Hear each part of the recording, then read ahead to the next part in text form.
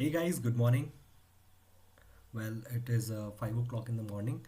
So, today I will be telling you some of the most important questions which I have figured out and made it for you. These are the questions which are the most expected questions. The expected questions, when I'm saying the question will not be the same, but it will come within respect to the question only. है ना? So let's start this. So the first question is from the last lesson, and why did France not want to go to school that day? So why did France not wanted to go to the school because of his French lessons and many more things related to that, and he was not very much sure about what he have read, and Mr. M. Hamill was his teacher, and so on and so forth. So I'll be covering all of these questions in the next video with answers, but right now I'm just telling you the questions. Second is, how did M. Hamill's last lesson became the lesson of patriotism and duty?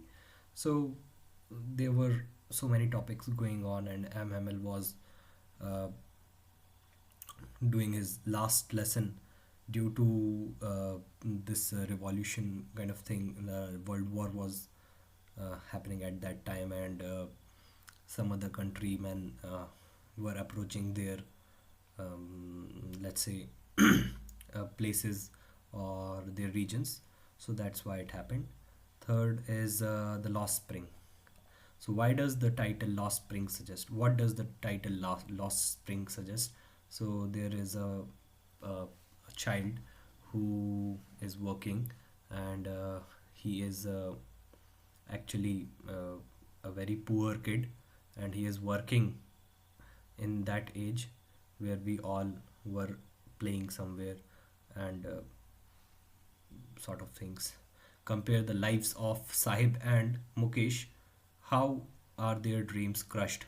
So Sahib and Mukesh, they both are friend, and their dreams are crushed because of the place where they live, and the things what are happening in their life. So this is related to that. Deep water, William Douglas. So how did Douglas develop a fear of water? So due to the thing happened with him at YMCA club, uh, was the actual uh, reason of fear. How did Douglas overcome his fear of water? What message does the story give? So it is a story based on how he overcame his fear of water by going into the water only and doing what he was afraid of. And the fourth chapter is the rat trap. So explain the metaphor of the world as a rat trap. So in that story, it is mentioned that the world is a rat trap, and we all are entrapped in some kind of say, let's say, a lot of things. We are trapped with a lot of things. We have to do what we don't want to do, and many more things related to that. Why did Edla Williamson Wilmanson trust the peddler and treat him kindly? So there is a story and sequence which I will be covering in next video. So Edla and William Anson uh, uh, trust the peddler and treat him kindly. So in this question, there was a love sequence, and she fell in love with the protagonist. See, protagonist is the word used for the hero of that particular uh, story, or that particular novel, or maybe kind of a series. So we use the protagonist word as the hero, and antagonist as the villain. So in Indigo, how did Gandhi help the peasants of Champaran? So Gandhi came by with the request of some some person, and he came and he helped them. What qualities of Gandhi are revealed in the chapter Indigo? So it will, this question will actually cover all the aspects of that particular chapter Indigo, है ना? So when you will read this answer, when you will read the answer of this particular chapter, you will be able to understand that why actually Gandhi helped them, and on what mission Gandhi was during that time in 1915 to 1917. Gandhi was roaming throughout the places in India, and he was actually searching for, not searching for actually, but he was on a mission to know India better. But again, he was on a mission. Now, the sixth chapter is Poet and Pancake. I used to tell the students that this chapter is basically the hardest chapter of grade 12. So why I say that? Because this chapter is a classic example of complexity under the novel or under work of a poet. So, in this, describe the makeup room and the makeup artist at Gemini Studios. So, within that studio, there were a lot of makeup artists, and what used to happen that the junior artists were having very low quality makeup, and they used to get a facial kind of thing with very thick layer of makeup, and the studio was so much hot, and the lights were always digging into your eyes. So that's how the poet describes uh, the makeup room. How does the chapter show the gap between appearance and reality in the film world? So the chapter describes that whatsoever we see in the film is not real, and it is all about real and unreal only. But again, the chapter is roaming here and there, but the major protagonist is the first person of that particular chapter is the office boy, है ना? The interview. So the question says that why does the author call interviewing an undescribable practice? So interviewing in that chapter is undescribable because in interview you can't actually uh, hide your personal or what you are. You cannot hide it for a very long time. So that's why it is actually undescribable practice for the author. And what does Umberto Eco mean by empty spaces in his life?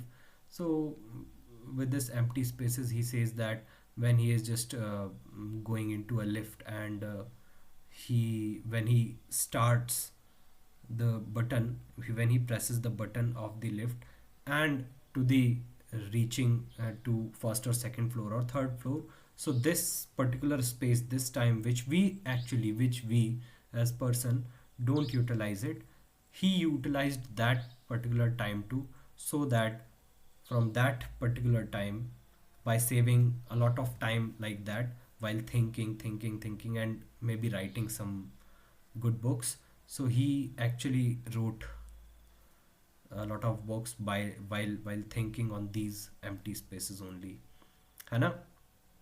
Going places. So why does Sophie live in a world of dreams? So Sophie is actually a girl, and she is actually living in a world of dreams, just like in the chapter, not in the chapter, but in the poetry, Amanda. The girl Amanda is actually living in imagination. It is sort of the same what we call as genre. So it is bit related to that only. How does Sophie's imagination affect her relationship with her family and Joff?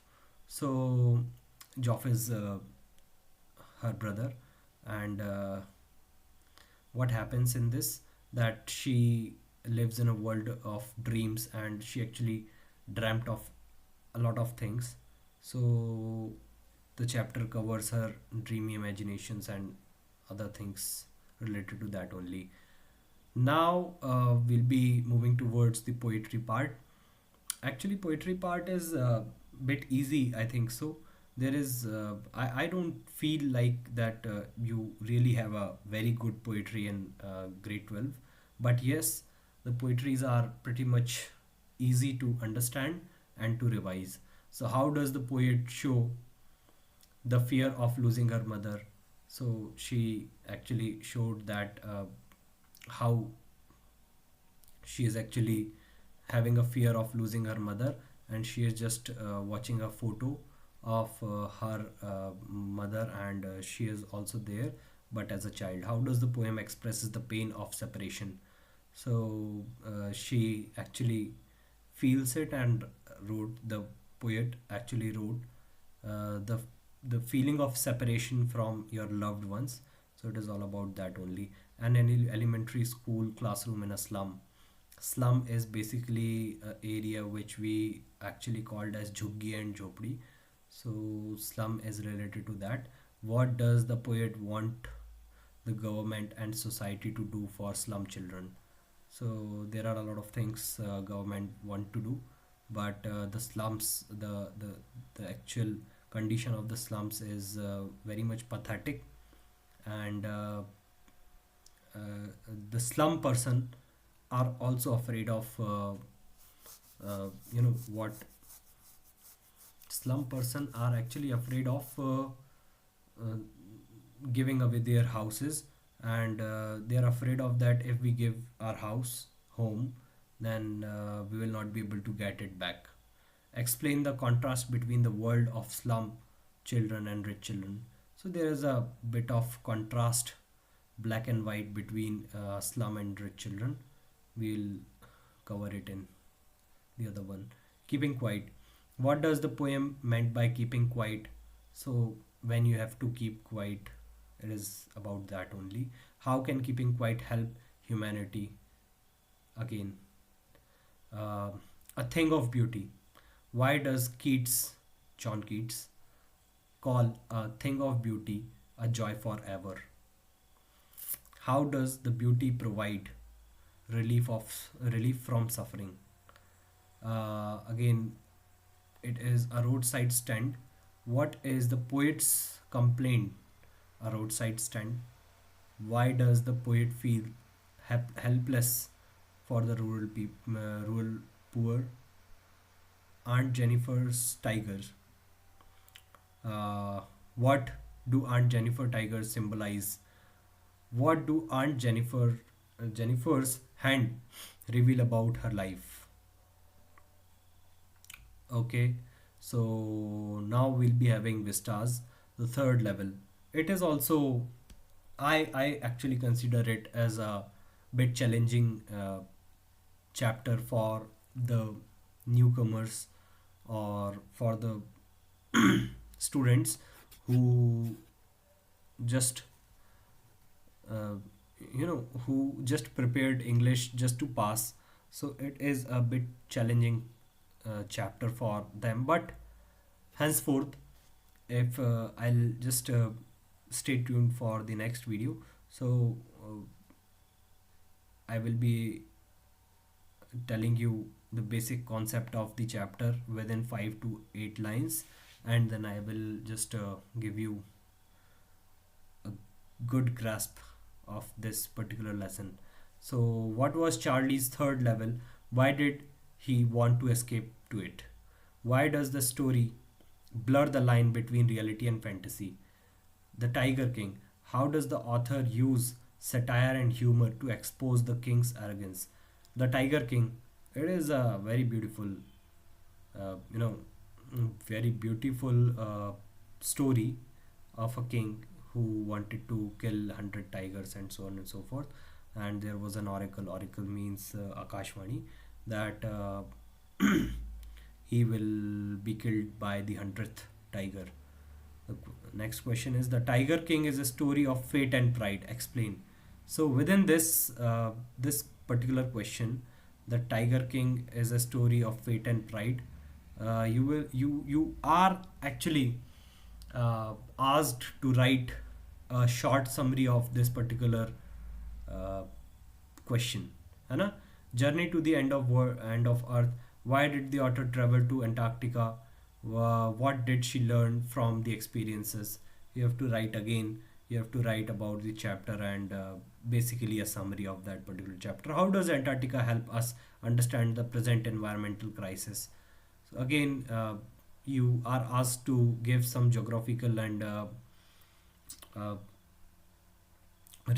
geographical reasons or geopolitical reasons, not geopolitical, but again, a similar gist of that particular thing is being asked. The enemy. Why did Dr. Sadio save the American soldier even though it was risky? And the next question is, how did Dr. Sadio and Hannah show courage to humanity in the story? Should wizard hit mommy? I think this chapter is not there in some of the schools, but again, I when I was teaching, I gave her. So just keep it in mind. If it was taught in your school, then it is fine. But CBSC has its own terms, and they might have deleted this chapter. So again, why does Joe want the story to end differently than her father tells it? What does the story show about the difference between adult and children? Next chapter is on the face of it. How does Mr. Lamb change Derry's attitude towards life? And what is the message of the play on the face of it? It is also a good story, must read. Evans tries on O level. This is also again not in the curriculum. And memories of childhood. Uh, but yes, you must understand this. This is a very good story. If you love reading English literature, you should read this story.